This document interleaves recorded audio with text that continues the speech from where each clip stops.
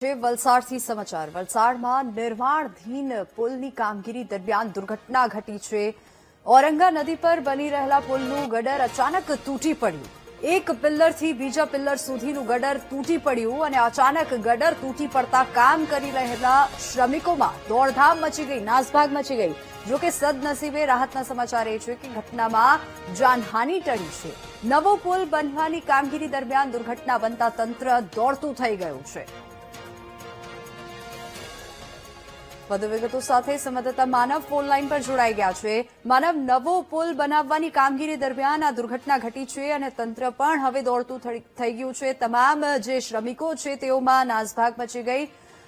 શું ત્યાં કોઈ બેરિકેડિંગ કે એવી કોઈ સુવિધા કરવામાં આવી હતી જેથી કરીને શ્રમિકોની વ્યવસ્થા અને શ્રમિકો માટે કોઈ વ્યવસ્થા પણ ગોઠવવામાં આવી હતી? આવી દુર્ઘટના અનેક સવાલ ઉઠાવે છે, કારણ કે વિની આપને જણાવવાનું કે જે આ ઘટના છે એ વલસાડના ઔરંગા નદી પર જે નવો બ્રિજ બની રહ્યો છે ત્યાં બની છે ને જે રીતે કામકાજ ચાલી રહ્યું હતું ને જે ગડર અચાનક જ પડી ગયો છે। જે બે પિલરો વચ્ચેનો જે ગડર પડી જતા પ્રાથમિક રીતે જાણવા મળી રહ્યું છે કે નીચે કામ કરી રહેલા 4 મજૂરો ઘાયલ થયેલા છે। તમામને સરકારી હોસ્પિટલમાં ખસેડવામાં આવ્યા છે।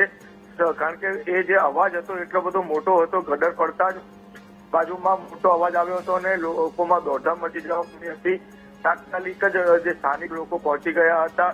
108 ની પણ મદદ લેવાઈ હતી। ત્યાં તંત્ર સફાળું જાગ્યું છે અને ત્યાં પહોંચી ગયું છે ને જેટલા પણ જે કારણ કે 4 મજૂરો ઘાયલ થયા છે તેઓને હોસ્પિટલ ખસેડવામાં આવ્યા છે અને અત્યારે હાલ જે આ તમામ જે આ બ્રિજ બની રહ્યો છે તેને લઈને તંત્ર અત્યારે જે આજુબાજુના લોકો ત્યાં ન પહોંચે અને તેનું બેરિકેડિંગ કરવામાં આવ્યું છે। જી માનવ, આભાર સમગ્ર માહિતી બદલ।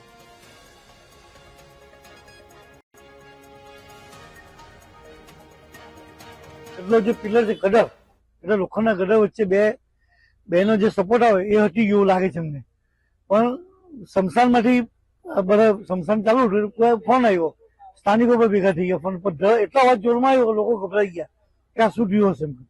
અને જે ઘટના સ્થળ પછી ત્યારે મને જાણ હું અહીંયા આવ્યો છું ને હું આવા બધા એમ્બ્યુલન્સમાં ચાર મજૂરો લઈ ગયા છે એવું વાત મળી છે। એક શંકા છે કે હજુ નીચે હશે ને એની આ કામગીરી ચાલુ છે। તો ઔરંગા નદી પર બનતા પુલને લઈને આ સમાચાર। નિર્માણાધીન પુલની કામગીરી દરમિયાન દુર્ઘટના ઘટી છે અને દુર્ઘટનાને પગલે તંત્રની ટીમ પણ ઘટના સ્થળે પહોંચી।